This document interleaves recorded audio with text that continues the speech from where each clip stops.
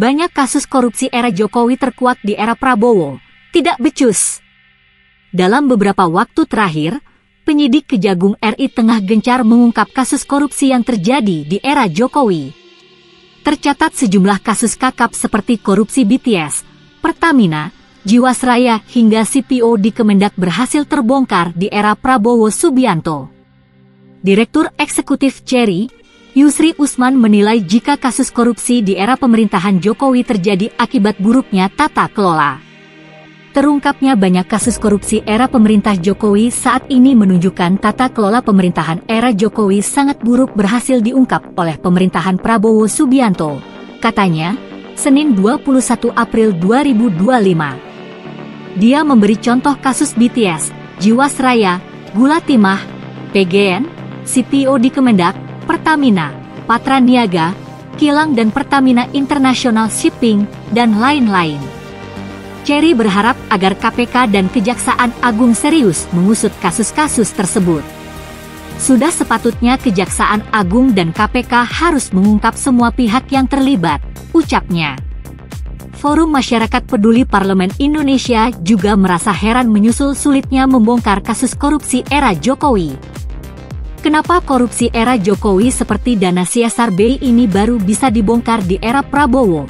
Tanya peneliti Formapi, Lusius Karus. Lusius menilai bahwa korupsi di Indonesia telah menjadi masalah yang sistemik. Sebab kasus korupsi melibatkan lebih dari sekedar individu, tetapi juga lembaga-lembaga yang seharusnya berfungsi untuk mengawasi dan memberantas praktik tersebut. Menurutnya, korupsi yang melembaga ini menjadi salah satu alasan mengapa banyak kasus korupsi. Seperti dana CSR BI yang baru bisa terungkap setelah perubahan kepemimpinan. Karena sistemik atau melembaga, korupsi era Jokowi pasti susah terbongkar pada waktu itu. Bagaimana bisa terbongkar jika korupsinya menyebar juga ke lembaga yang seharusnya bertugas untuk membongkar adanya penyelewengan, kata dia. Lusius menambahkan bahwa sistem yang saling melindungi di antara lembaga-lembaga tersebut membuat korupsi menjadi rahasia bersama, bahkan menghalangi upaya pengungkapan oleh instansi yang seharusnya bertugas melakukan pengawasan. Dia pun mengkritik KPK yang memiliki peran penting dalam pemberantasan korupsi. Namun sejak era Jokowi, KPK terjebak dalam pusaran sistemik tersebut. Kalau KPK bekerja serius, dia harus mampu menjadi lembaga yang independen, tidak tunduk pada selera atau kepentingan penguasa. Kalau KPK independen, maka ada harapan lembaga itu bisa membongkar praktek korupsi yang sistemik itu, tegasnya.